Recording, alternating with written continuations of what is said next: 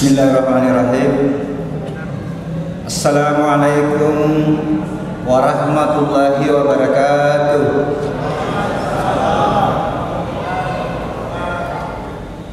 Alhamdulillah.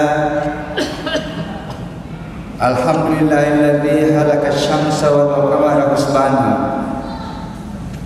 Alladzi ja'ala syahrul Ramadan syahrul mubarakah. Lazi unzila fihi al-Qur'an hudan linnas wa bayyinatin minal huda wal furqan. Asyhadu an la ilaha illallah wahdahu la syarikalah wa asyhadu anna Muhammadan abduhu wa rasuluh la nabiyya ba'da. Hadirin sidang jemaah Isya yang insyaallah dilanjutkan nanti yang dimuliakan Allah. Puji dan syukur senantiasa kita panjatkan kehadirat Allah Subhanahu wa taala. Tuhan yang menjadikan matahari dan bulan sebagai alat perhitungan waktu. Yang menghadirkan bulan suci Ramadan, bulan yang penuh berkah, di mana diturunkannya Al-Qur'an sebagai hudan, sebagai petunjuk kehidupan. Al-Quran sebagai kitabun wal hikmah, kitab yang tertulis yang penuh dengan hikmah. Tuhan di mana seluruh umat manusia sudah pernah bersaksi di hadapannya, bersaksi di dalam rahim. Alastu bi rabbikum qalu bala syahidna.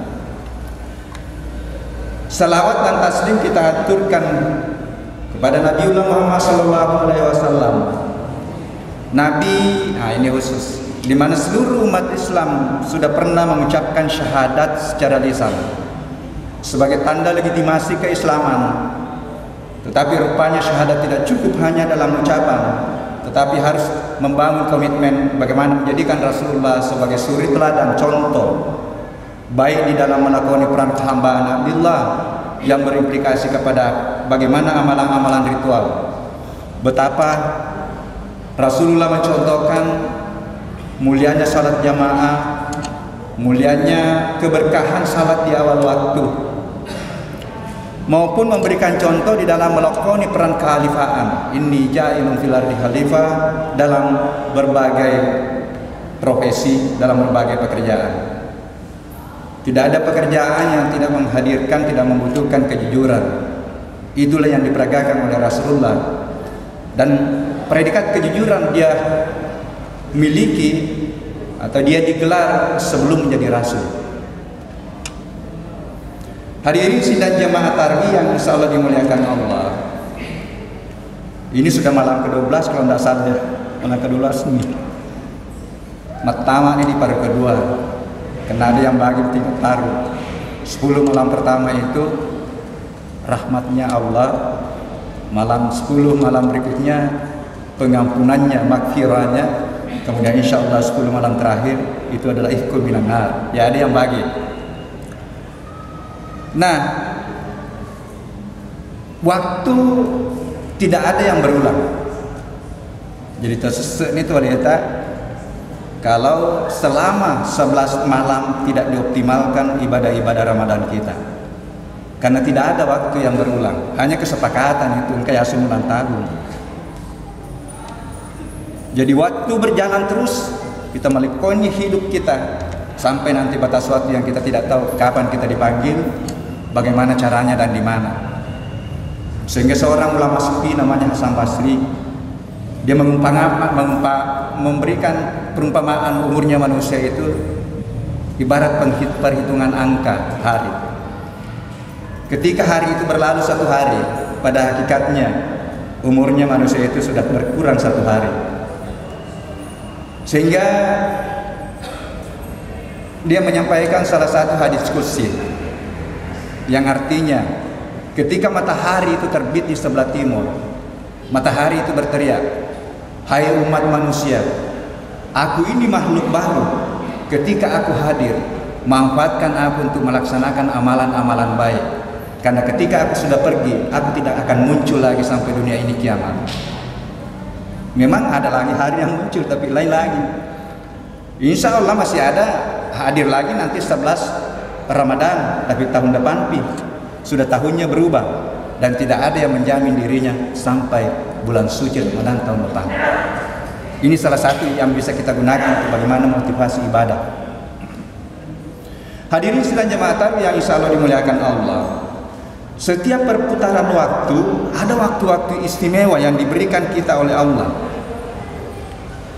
Dalam satu tahun, alhamdulillah, ada bulan yang sangat mulia yaitu bulan suci Ramadan. Dalam satu bulan ada hari-hari tertentu, hari Jumat, insya Allah malam Jumat ini besok kita sepakat itu bahwa itu hari yang mulia. Dalam perputaran satu pekan, satu hari, waktu-waktu sholat itu adalah waktu istimewa, Pak jemaah. Ibu-ibu di bawah ini tidak ada salah, ibu-ibu berarti di bawah. Jadi setiap waktu sholat itu waktu istimewa. Makanya manfaatkan kalau tiba waktu sholat, alangkah mulianya ketika kita tinggalkan aktivitas dunia kita dulu. Berikan haknya Allah. Hanya 10 menit, 15 menit satu waktu sholat. Karena waktu sholat sudah ditetapkan memang inna salata kana alal mu'minina kitaban mawquta. Ada ayat lain, hafizu ala salawati wa salatul usta, jagailah waktu salatmu. Memang secara fikih ya waktu lohor sampai menjelang asar, tetapi rahasianya di awal waktu.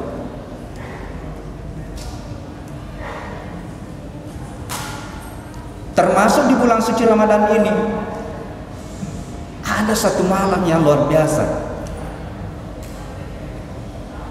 Itulah malam Lailatul Qadar yang digunakan sebagai nama masjid ini. Di balik nama bukan hanya identitas, bukan hanya tanda bahwa masjid Lailatul Qadar itu angka ke dalam pontiku, tetapi saya kira ada harapan di balik nama ini. Bahwa mudah-mudahan masjid ini akan memancarkan aura Lailatul Qadar, akan terpancar pada jamaahnya, akan merebut nanti kemuliaan yang menurut para ulama akan turun nanti pada 10 malam terakhir. Nah, pertanyaannya apa sebenarnya yang turun? Ini sudah ada penjelasannya kan? Langsung Allah sendiri jawabkan di situ. Apa itu Lailatul Qadar? Lailatul Qadar itu lebih mulia daripada 1000 bulan. Bayangkan. Kika alir berapa itu? 81 tahun.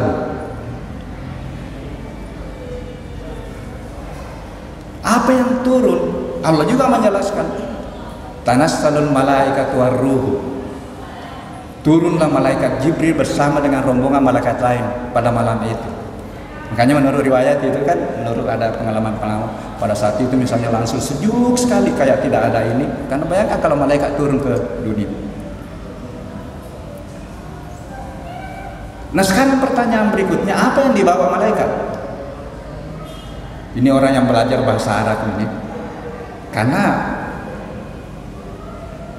tanassalul malaikatu itu turun terus, ya, mulai dulu zaman Rasul sampai dunia ini kiamat nanti akan turun.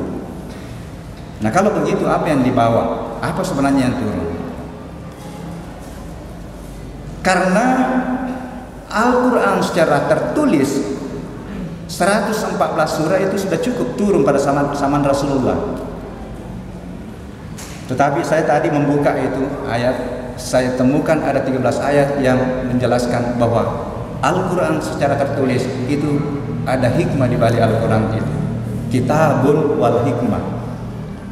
Hikmah bisa dimaknai cahayanya Al-Quran, bisa dimaknai ruhnya Al-Quran. Inilah sebenarnya yang turun pada malam 10 terakhir. Mudah-mudahan jemaah Masjid Lailatul Qadar ini insya Allah akan mendapatkan. Secara umum alam ini akan mendapatkan keberkahan pada malam itu, tetapi secara khusus akan dicari atau akan masuk kepada hamba-hamba yang berhasil mensucikan dirinya, mensucikan jiwanya, mendekati kualitas jiwa yang tertinggi, yaitu ar-ruh yang kita sudah miliki semua.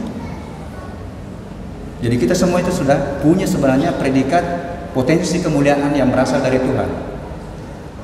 Seiring dengan perkembangan setelah bertemunya antara sel sperma dengan ovum, lahir satu sel namanya stem cell yang dipakai sekarang berobat. Jadi badan fisik kita itu berasal dari satu membentuk triliunan sel, di mana di dalamnya itu rahasia-rahasia Allah terbongkar melalui fisika kuantum. Luar biasa sebenarnya. Makin ke dalam kita mengkaji, makin kita temukanlah kemahakuasaan Allah, kemahabesaran Allah. Itu fisika kuantum. Itu setelah didapatkan, ini semua yang mengantar ditemukanlah HP, ya. Saya bicara di sini sama frekuensinya ada di Mekah, itu bisa diterima di sana. Tergantung penerimanya di sana, dan apa yang dipakai di sini mengiring. Kalau frekuensinya sama, itu dia akan ditangkap di seluruh dunia.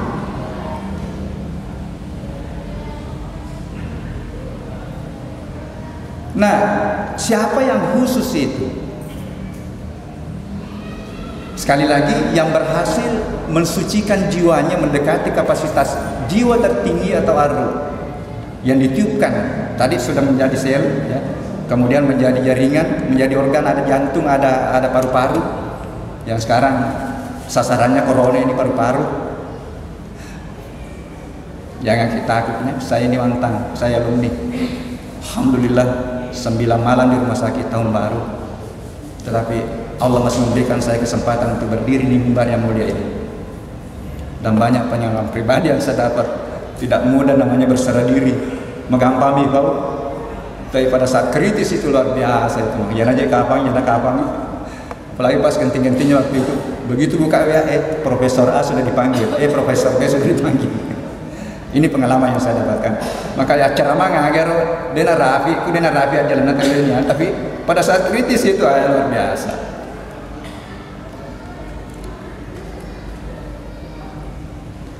Nah, siapa itu tadi yang bisa mensucikan dirinya, mendekati ruhnya? Karena semuanya kita, badan fisik kita terbentuk dari sel tadi, dan badan fisik kita yang terdiri dari sel itu ditiupkan ruh kemuliaan dari Allah. Summa sawwahu wa nafaha fihi min ruhihi wa ja'ala lakum sam'a wal absara wal afida qalilan ma tashkurun. Jadi yang kemana potensi kemuliaan yang kita miliki? Saya bilang tidak ada orang yang tidak memiliki potensi kejujuran, potensi keadilan, potensi kecerdasan. Ini anak-anakku yang sementara belajar ini. Saya kasih motivasi mahasiswa itu. Saya bilang potensi dasarnya manusia sama. Hanya usaha kita untuk memunculkan potensi dasar itu. Itulah nanti yang membedakan. Kenapa saya bilang? Semua orang berasal dari satu sel. Semua orang mendapatkan tipuan ruh pada Tuhan yang sama. Berarti potensi dasar kita sama. Dan diberikanlah alat oleh Allah, sam'a wal basara wal fu'ada, penglihatan, pendengaran, dan akal pikiran atau kalbu. Inilah 3 alat. Siapa yang mengoptimalkan 3 alat ini, insya Allah itulah yang akan jadi hebat nanti. 3 alat inilah nanti yang menentukan hidup ini pilihan.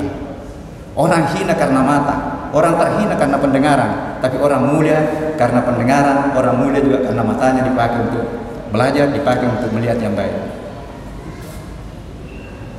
Makanya 3 alat itu kan diminta pertanggungjawabannya nanti. Innas sam'a wal basara wal fu'ada kullu ulaika kana anhu masula. Pasti penglihatan, pendengaran, dan kalbumu pasti aku akan minta pertanggungjawabannya di hadapanku.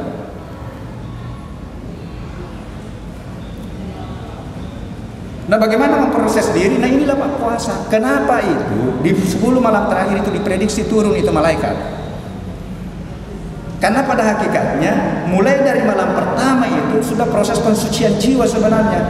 Puasa, kemudian qiyamul lail, baca Al-Quran, memperbanyak amalan-amalan sunnah. Itu adalah proses pensucian jiwa untuk mendekat pada kualitas jiwa kita, ar-ruh kita. Makanya malaikat Jibril itu kan disebut juga ar-ruh, Ruhul Kudus. Itulah nanti yang mencari orang yang berhasil mensucikan jiwanya, mengoptimalkan amalia-amalia Ramadannya selama malam pertama sampai malam ke-20. Siapa lagi yang berpeluang yang dikehendaki oleh Allah? Allah sudah menyampaikan, yu'til hikmah man yasha. Aku akan berikan hikmah kepada siapa saja hamba-Ku yang aku kehendaki. Wa man yu'tal hikmah faqad utiya khairan katsira. Niki wareng pamase, itulah sebenarnya kebaikan yang paling baik di sisi. minta doa semua, mudah-mudahan kita dapat itu. Karena hikmah Al-Quran tidak bisa masuk pada jiwa yang kotor. Allah juga menyampaikan, la yamassahu illal mutahharun. Tidak akan masuk ruh Al-Quran di dalam jiwa yang kotor. Harus kita sucikan diri kita dulu, suci mendekat kepadanya, perbanyak berinteraksi melalui Quran.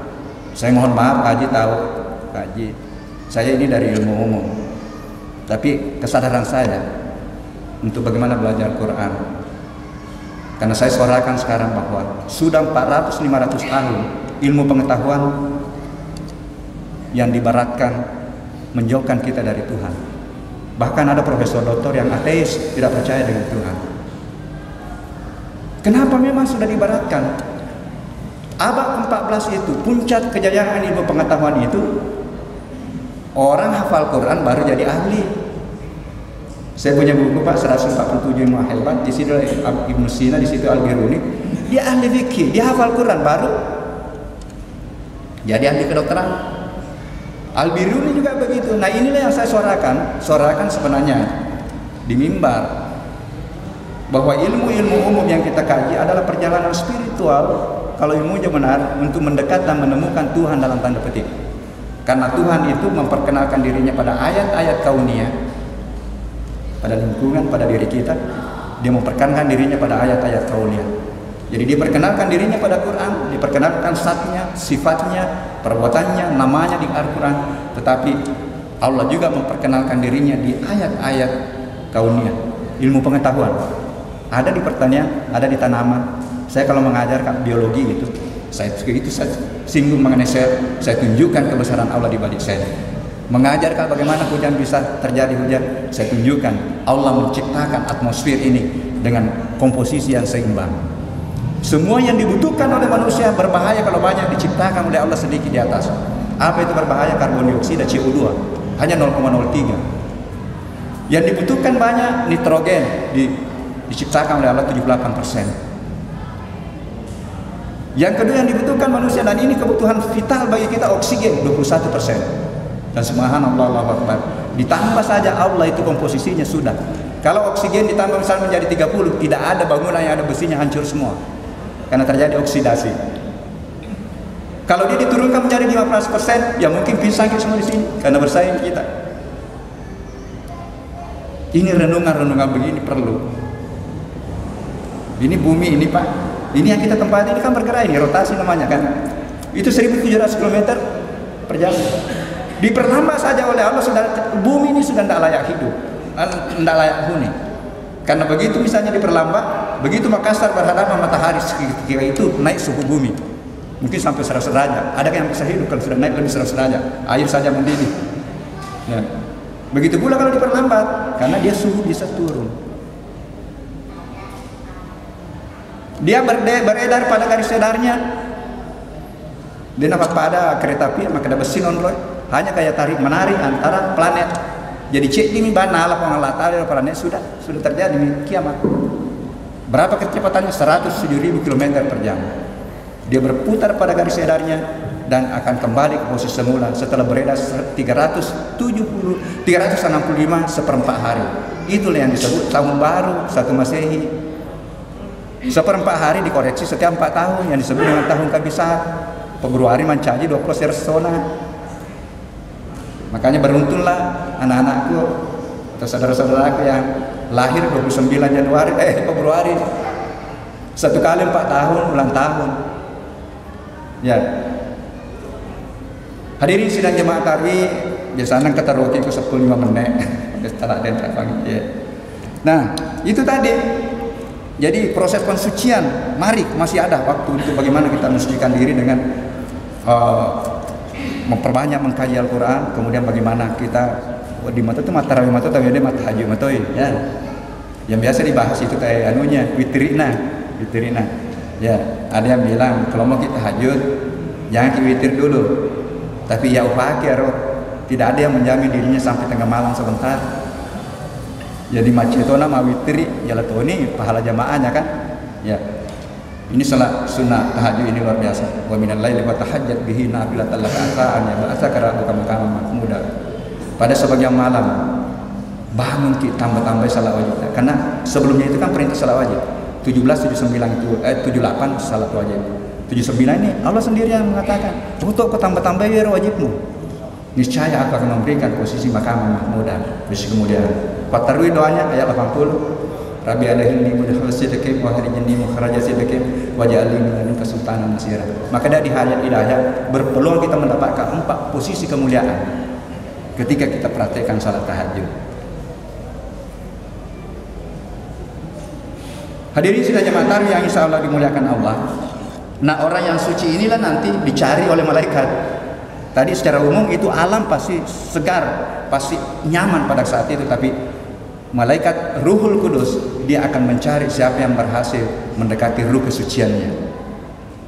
Yang tadi serius selama 20 hari. Itulah yang akan mendapatkan. Mudah-mudahan kita semua jemaah di sini bisa dapatkan.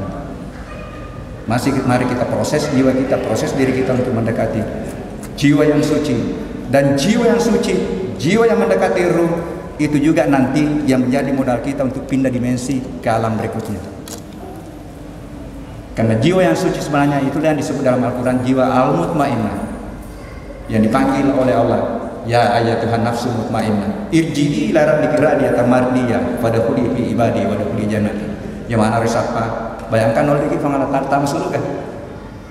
Hai hambaku yang berhasil mensucikan jiwa Anda, mendekati posisi jiwa atau jiwa al-mutmainnah, masuklah ke dalam golongan hambaku yang aku ridha, dan masuklah ke dalam golongan hambaku yang masuk surga.